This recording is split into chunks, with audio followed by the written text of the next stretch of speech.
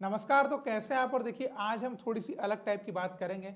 हम उन कंट्रीज की बात करेंगे जो अभी काफी अच्छा कर रही है एंड अगले कुछ सालों में, जिसका मतलब आप समझ सकते हैं कि 10 से 20 सालों के अंदर वो टीम्स वर्ल्ड कप में खेल सकती है भारतीय फुटबॉल टीम से पहले। मतलब कि पॉसिबिलिटीज है ऐसी, जिस तरह का काम अभी कर रही है। मतलब अगर वो अभी जिस तरीके से प्रोग्रेस कर रही है, अगर उसमें कंसिस्टेंट रहती है तो आपको 10 से 20 साल के अंदर ये कंट्रीज जो है आपको वर्ल्ड कप में देखने को मिलेगी। तो ऐसी 6 कंट्रीज है जो अभी काफ़ी अच्छे प्रोग्रेस पे हैं, और अगर वो ऐसी प्रोग्रेस को कंटिन्यू करती है तो वो इतिहास रच सकती है। अब इसमें मोस्टली जो है एशियन कंट्रीज हैं, और मैंने एक यूएफए की कंट्री ली है जो अभी काफ़ी सही प्रोग्रेस पे है एंड उनसे हम एक उम्मीद रख सकते हैं कि बहुत जल्द जो है आपको फीफा वर्ल्ड कप में दिखेगी। क्योंकि यूरोप से फीफा वर्ल्ड कप में क्वालिफाई करना थोड़ा ज़्यादा टफ होता है, बिकॉज वहाँ जो पहले से जो टीम बन चुकी है वो बहुत स्ट्रांग हो चुकी है। तो जो नई टीम आती है उनको वर्ल्ड कप तक पहुंचने के लिए बहुत ज़्यादा टाइम लगेगा।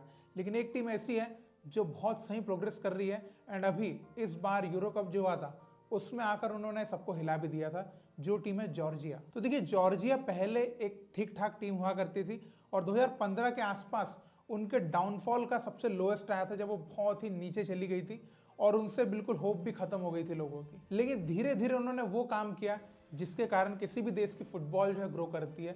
उन्होंने यूथ फुटबॉल के ऊपर काम करना चालू किया, ग्रास रूट के ऊपर बहुत अच्छे तरीके से काम करना चालू किया, और वो यूरोपियन कंट्री है उसका एक अच्छा फायदा उनको ये मिला कि उनके प्लेयर यूरोप की अदर कंट्रीज में जाकर खेल सकते हैं, जिसका उन्होंने भरपूर फायदा उठाया और वो उठा भी रहे हैं। अगर हम उनके यूथ फुटबॉल की बात करें तो they are making slow but continuous progress.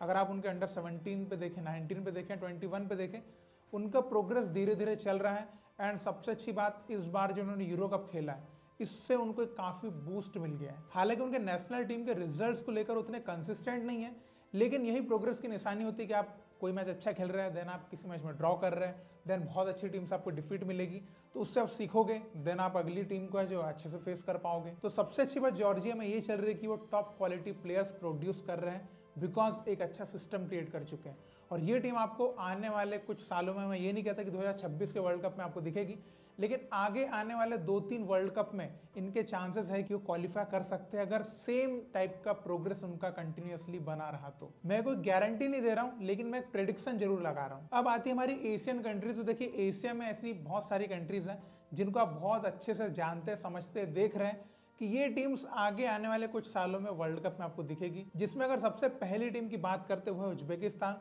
और देखिए उज्बेकिस्तान का अगर मैं सबसे हाईएस्ट पॉसिबिलिटी बोलूं तो 2026 के वर्ल्ड कप में मे भी खेल सकते हैं, क्योंकि भी थर्ड राउंड जो चल रहा है क्वालिफायर्स का, उसमें वो लोग सेकंड नंबर पे चल रहे हैं और टॉप 2 टीम्स ग्रुप से वैसे ही क्वालिफाई करने वाली है। तो बहुत शानदार परफॉर्मेंस उनका चल रहा है। अब ये परफॉर्मेंस जो उनका चल रहा है ये अभी नहीं है, ये काफ़ी सालों का स्ट्रगल है उनका। अगर आप देखते हो उज्बेकिस्तान को, तो काफ़ी टाइम से स्ट्रगल कर रही है एशियन फुटबॉल में कि वर्ल्ड कप खेलें, लेकिन कभी भी इतना अच्छा रिजल्ट उनके साइड से नहीं आया जो इस बार वो दिखा रहे हैं। और इसका सारा क्रेडिट जो है वो जाता है उनके यूथ सिस्टम के ऊपर, जिसको वो प्रॉपर बिल्ड कर चुके हैं।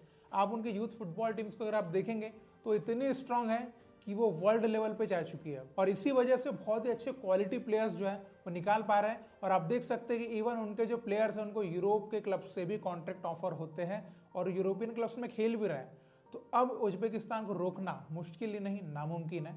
और आपको बहुत जल्द उज्बेकिस्तान में भी 2026 वाले में या उसके नेक्स्ट वर्ल्ड कप में आपको जरूर दिख सकता है। बहुत ही ज्यादा हाईएस्ट चांसेस है उनके। देन अगली जो टीम है वो उज्बेकिस्तान के ही पड़ोसी है किर्गिस्तान, जो कि अगर आप देखें तो इजी लैंग्वेज में बोलूंगा तो उज्बेकिस्तान के मॉडल को वो थोड़ा थोड़ा फॉलो कर रहे हैं, क्योंकि उनको ये पता चल चुका है कि उज्बेकिस्तान को इस तरीके से सक्सेस मिली है तो हमको भी मिल सकती है। और अगर आप एशियन फुटबॉल में देखते हैं तो एक रैपिड ग्रोथ वाली कंट्री अगर आप देखेंगे तो आपको किर्गिस्तान मिलेगी।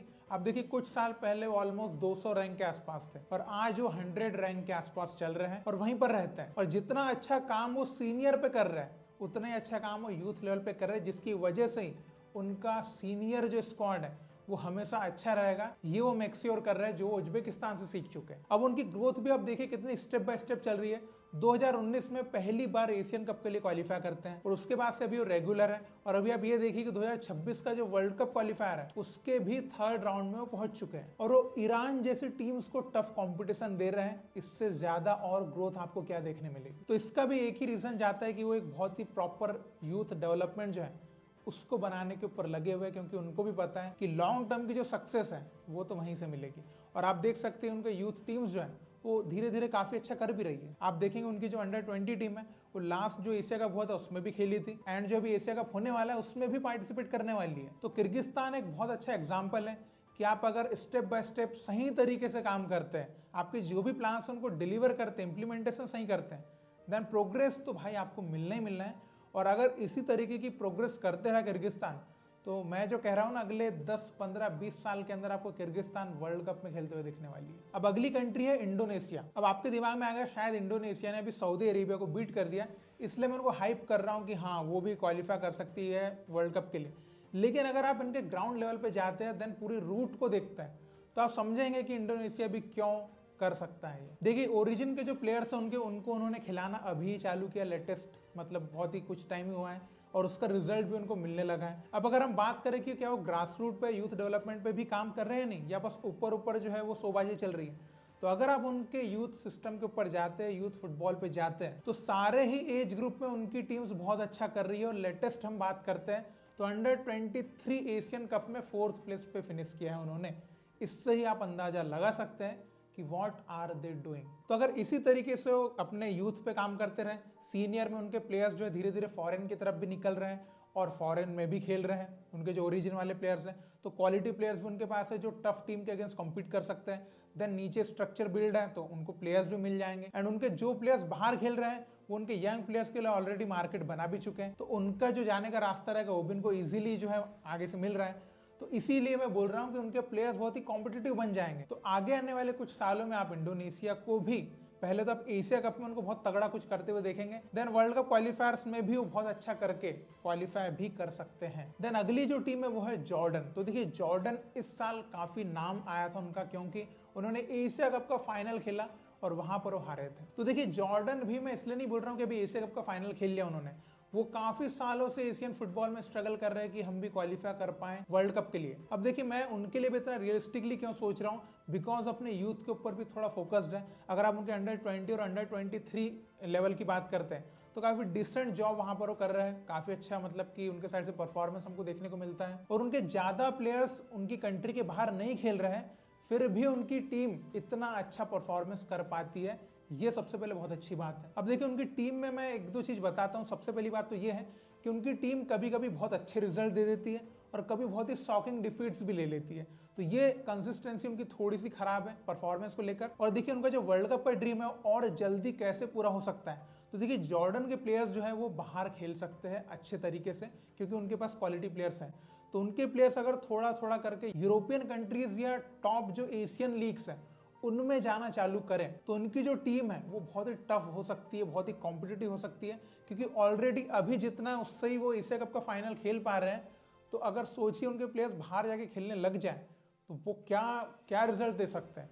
तो इसके ऊपर थोड़ा अगर जॉर्डन काम करे तो मुझे ऐसा लगता है कि उनकी टीम बहुत जल्द वर्ल्ड कप लेवल तक आ सकती है। बाकी अभी जिस तरीके से वो चल रहा है, बस वही कि कंसिस्टेंसी उनके साइड से थोड़ी ऊपर नीचे होती है।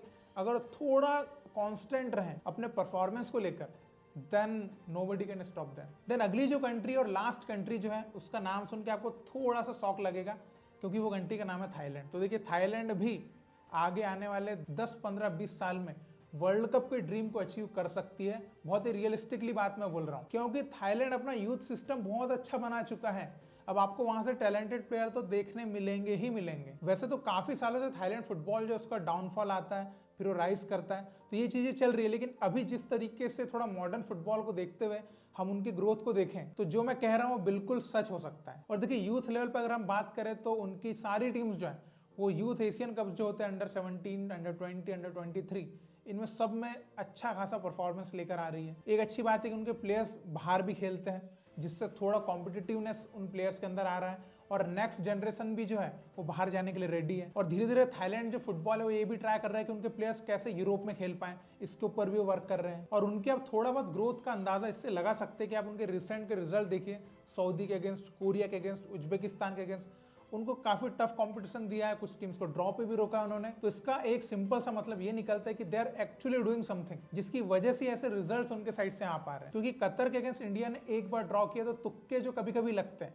लेकिन अगर आप बार बार वो चीजें डिलीवर कर पा रहे हैं, इसका मतलब you are actually doing something. तो लॉन्ग टर्म में आप थोड़ा बहुत एक्सपेक्टेशन जरूर रख सकते हैं, जो थाईलैंड फुटबॉल से भी रखी जा सकती है कि they can actually achieve their world cup dream. तो यही कुछ रियलिस्टिक कंट्रीज है जो कि एक्चुअली में आगे आने वाले 10 साल, 15 साल, 20 साल में वर्ल्ड कप तक पहुंच सकती है, अगर जिस तरीके से उनकी प्रोग्रेस चल रही है उस पर वो कंसिस्टेंट रहते हैं तो।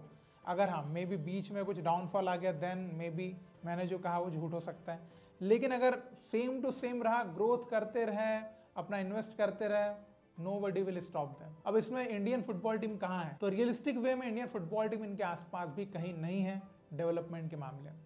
तो हमको बहुत काम करना बाकी है, तब जाकर हम ये बोल पाएंगे कि अगले 20-25 सालों में हम वर्ल्ड कप के ड्रीम को मतलब कि विदाउट होस्टिंग क्वालिफाई करने का सोच सकते हैं।